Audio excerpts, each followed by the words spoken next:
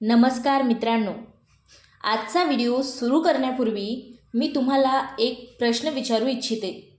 गुरुवारच्या रात्री असा कोणता उपाय आहे जो अनेक लोक गुपचूप करतात पण त्याबद्दल कुणालाही सांगत नाहीत? असा कोणता उपाय आहे जो भगवान विष्णू आणि देवगुरु बृहस्पती यांची कृपा प्राप्त करून देतो? असा कोणता उपाय आहे जो घरातील नकारात्मकता कमी करून सुख, शांती आणि समृद्धी वाढवितो? आणि सर्वात महत्त्वाचं म्हणजे गुरुवारच्या रात्री कोणत्या चुका केल्याने धनहानी, अडथळे आणि दुर्दैव येऊ शकते? या सर्व प्रश्नाची उत्तरे आजच्या व्हिडिओमध्ये मिळणार आहेत, म्हणून व्हिडिओ शेवटपर्यंत नक्की पहा. चला तर जाणून घेऊया. नमस्कार मित्रांनो, आपल्या धर्मशास्त्रात काही दिवस असे सांगितले आहेत जे सामान्य दिवस नसतात. असे दिवस जेव्हा केलेली प्रार्थना, जप आणि संकल्प अनेक पटींनी फळ देतात. त्यापैकी एक अत्यंत महत्त्वाचा दिवस म्हणजेच गुरुवार. आता गुरुवारचे महत्त्व आपण जाणून घेऊयात. गुरुवार हा फक्त आठवड्यातील एक दिवस नाही आहे. हा दिवस देवगुरु बृहस्पतींना समर्पित आहे किंवा हा म्हणजेच गुरुवार बृहस्पतींना समर्पित मानला जातो. आता देवगुरु बृहस्पती म्हणजे ज्ञान, बुद्धी, भाग्य आणि समृद्धी यांनी सदाचार यांचे प्रतीक. आता ज्योतिषशास्त्रानुसार ज्यांच्या कुंडलीत बृहस्पती मजबूत असतो त्यांना जीवनात योग्य वेळी आणि योग्य संधी मिळतात. त्यांच्या जीवनात आदर, मान, सन्मान आणि आर्थिक स्थिती किंवा आर्थिक स्थैर्य येते. म्हणूनच अनेक लोक गुरुवारी उपवास करतात. तुम्हीही गुरुवारी उपवास करता का? कमेंटमध्ये नक्की सांगा. भगवान विष्णूची पूजाही करतात. पिवळ्या वस्तूचे दान करतात.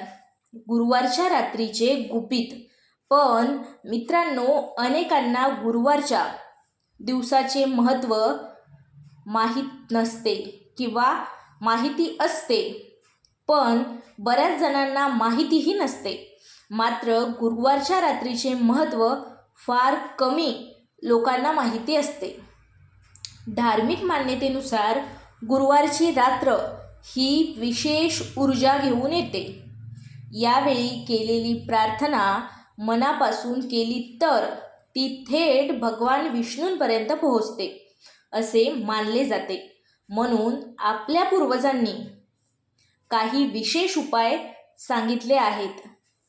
आता ते उपाय म्हणजे कोणते? आता क्रमांकाने आपण ते सर्व उपाय जाणून घेऊयात. आता उपाय क्रमांक 1. पहिला उपाय म्हणजे कोणता? हळदीचा उपाय. मित्रांनो, हळद प्रत्येकाच्याच घरात असते. आता हळदीपासून असा कुठला उपाय आहे जो आपण करणार आहोत? हळद ही केवळ मसाला नाही आहे. हिंदू धर्मात हळदीला शुभत्व, पवित्रता आणि लक्ष्मीचे प्रतीक मानले जाते. आपल्या सर्वांनाच हे माहिती आहे. आता गुरुवारच्या रात्री झोपण्यापूर्वी एक छोट्या वाटीत थोडी हळद घ्या. ती देवघरासमोर ठेवा. त्यानंतर भगवान विष्णूंचा फोटो किंवा मूर्तीसमोर बसून मन शांत करा. डोळे बंद करा आणि मनोमन प्रार्थना करा.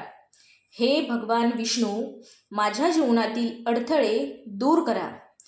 त्यानंतर 21 वेळा ओम नमो भगवते वासुदेवाय, ओम नमो भगवते वासुदेवाय, ओम नमो भगवते वासुदेवाय, ओम नमो भगवते वासुदेवाय या मंत्राचा जप करा.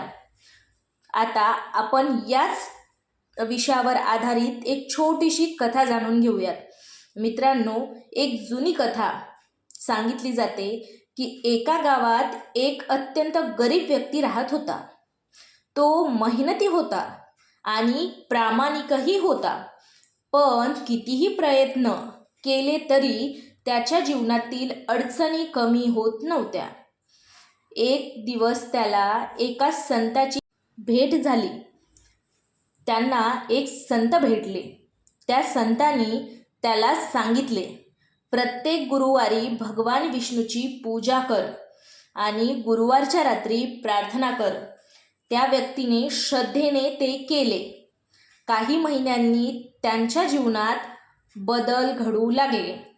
आता त्याला नवीन काम मिळाले. घरातील वाद कमी झाले. त्याच्या घरामध्ये सुख शांती राहू लागली आणि हळूहळू त्याचे जीवन सुखी झाले. गुरुवारच्या रात्री ह्या 11 चुका तुम्ही अजिबात करू नयेत किंवा ह्या तुमच्या हातून घडल्याच नाही पाहिजेत. त्या चुका म्हणजे कोणत्या ते आपण जाणून घेऊया.